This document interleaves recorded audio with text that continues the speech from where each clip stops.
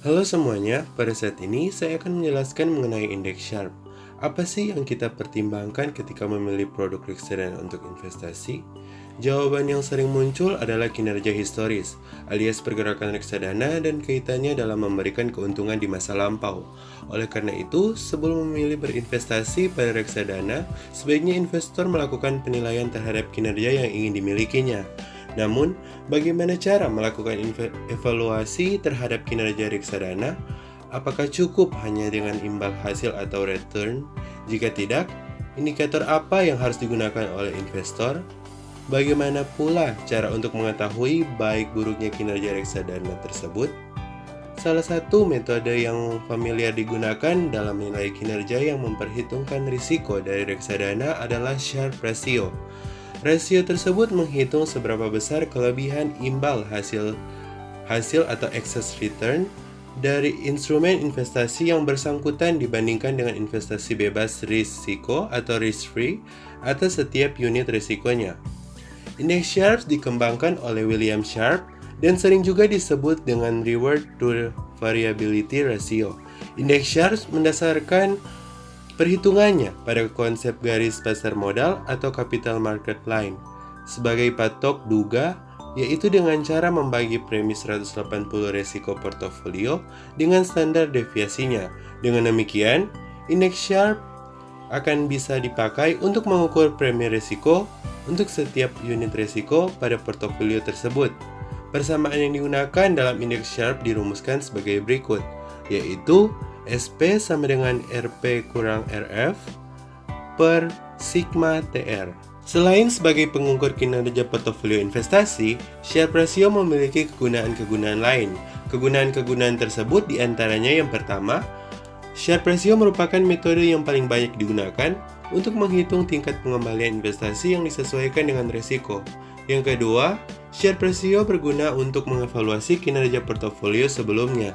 Yang ketiga, Sharpe ratio tidak dapat membantu menjelaskan apakah kelebihan pengembalian portofolio disebabkan oleh keputusan investasi yang tepat atau akibat dari terlalu banyak risiko.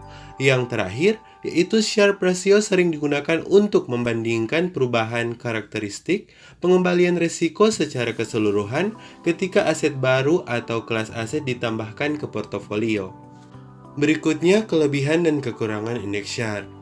Nah, tentu dalam setiap metode, untuk menghitung setiap return atau value suatu saham, pasti memiliki kekurangan dan kelebihan. Kekurangan dari metode indeks Sharpe ini yang pertama yaitu cukup merugikan sebagian pihak. Nilai Sharpe ratio bisa dimanipulasi. Nilai Sharpe ratio bisa diperbesar dengan cara memilih periode yang lebih panjang. Periode yang lebih panjang akan menghasilkan nilai standar deviasi yang rendah, sehingga nilai Sharpe ratio bisa menjadi lebih tinggi. Nah, kekurangan yang kedua yaitu tingkat interprestasi. Nah, kekurangan lain dari indikator Sharpe ratio yaitu tingkat interprestasinya, yaitu Sharpe ratio merupakan satu indikator tanpa dimensi, sehingga tidak ada patokan yang tetap dari skala beberapa sampai beberapa. Sharpe ratio dikatakan baik, buruk, sedang, atau bahkan kurang. Penggunanya hanya dapat menginterpretasikan secara subjektif sesuai dengan pemikiran si pengguna dalam menentukan rentan interpretasi. Walaupun memiliki kekurangan yang cukup banyak, kelebihan dari indikator Sharpe ratio juga memiliki banyak kelebihan. Salah satu kelebihan dari Sharpe ratio adalah bahwa indikator ini adalah indikator yang sudah sering digunakan untuk mengukur kinerja investasi. Selain itu, sudah banyak penelitian yang meneliti Sharpe ratio secara ilmu statistik.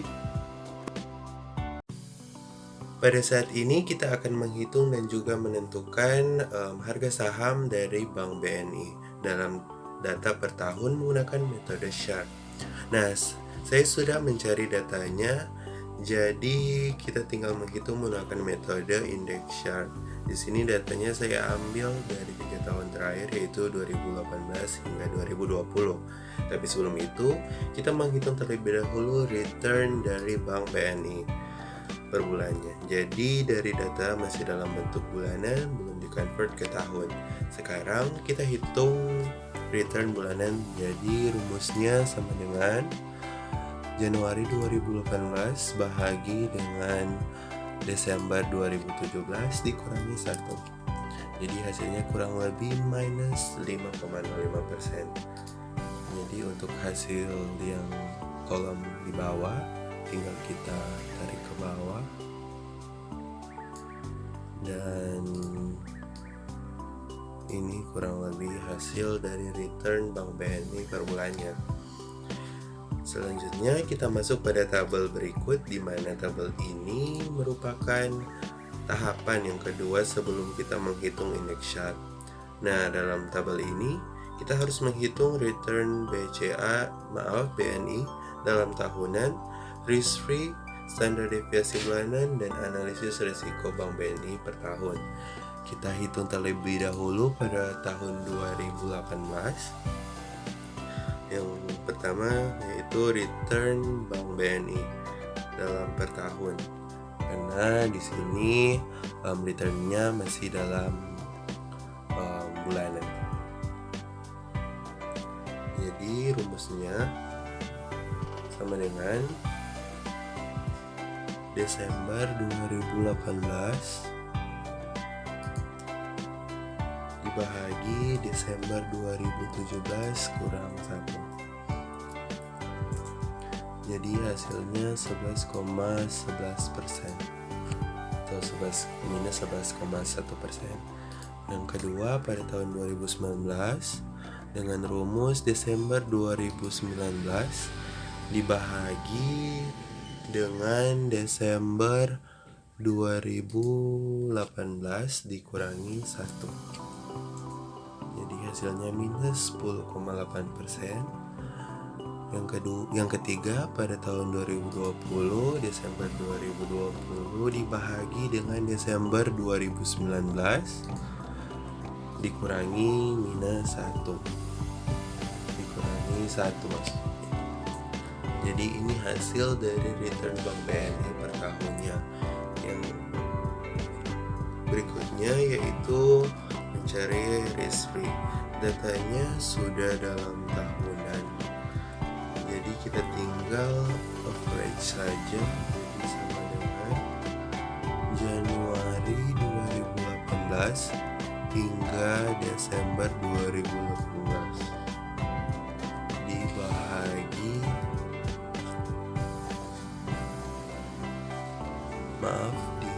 kita hitung yang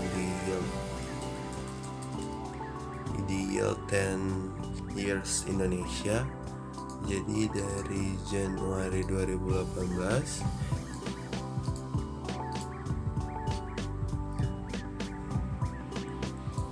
hingga Desember 2018.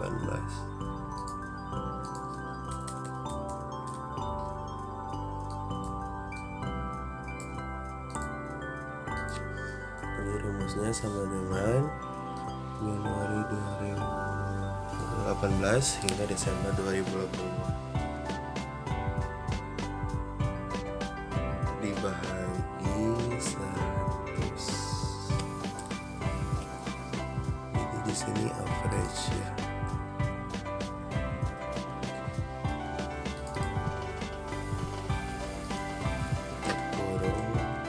Dibahagi 100. Kenapa dibahagi 100? Karena di sini hasilnya belum dalam bentuk persen.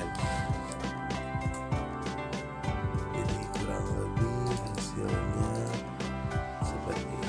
Jadi hasilnya 7,491%. Yang kedua pada tahun 2019 average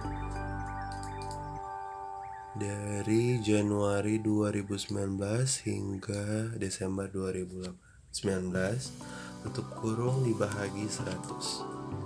Jadi hasilnya kurang lebih 7,489%. Pada tahun 2020 average Januari 2020 hingga Desember 2020 tutup kurung bahagi 100. Jadi Jadi hasilnya 6,937%. Nah, kita bisa melihat risk free dari yield 10-year Indonesia, di mana risk free merupakan return minimum yang diharapkan investor untuk setiap instrumen investasi ketika melakukan investasi. Nah, selanjutnya kita akan menghitung standar deviasi bulanan dari Bank BNI. Karena datanya bulanan, jadi kita hitung dulu data bulanannya juga. Jadi standar sama dengan STDFA lalu tarik dari Januari 2018 hingga Desember 2018, jadi 12 bulan.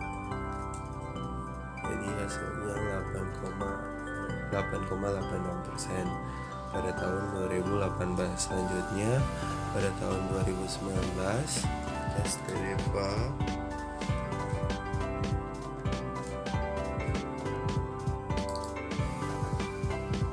dari Januari 2019 hingga Desember 2019.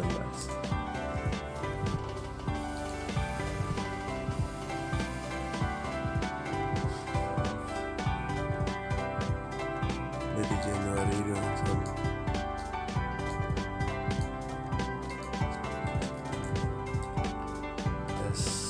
STDFA Januari 2019 hingga Desember 2019. Jadi hasilnya 6,90%. Yang kedua pada tahun 2020 standar deviasi dari bulanan Bank BNI dari Januari 2020 hingga Desember 2020. Hasilnya 18,30%. Nah, selanjutnya kita menghitung analisis risiko BNI per tahun. Jadi karena returnnya tahunan, jadi kita juga harus menghitung risiko dalam tahunan. Jadi standar deviasi tahun 2018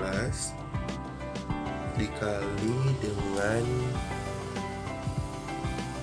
12, yaitu 12 bulan pangkat 0,5.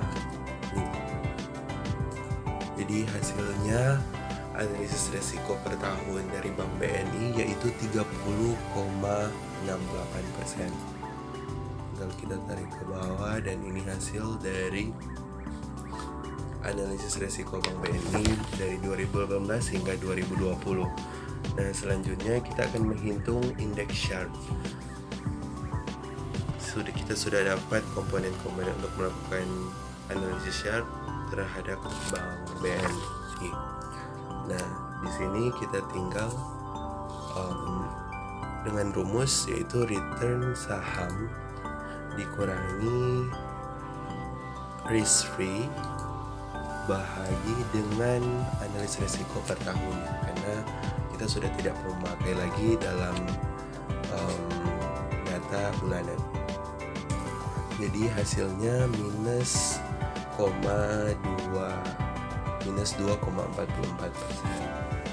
Selanjutnya 2019 dikurangi dengan risk free bahagi dengan standar deviasi. Analisis risk BNI. Jadi hasilnya 0,13%. Selanjutnya pada tahun 2020 return BNI dikurangi dengan risk free bahagi dengan analisis risk Bank BNI per tahun. Jadi hasilnya minus 1,10%. Artinya apa? Setiap 1% resiko BNI memberikan return sebesar minus 1,10%. Bagus atau tidak, tentunya ini kurang bagus karena hasilnya minus.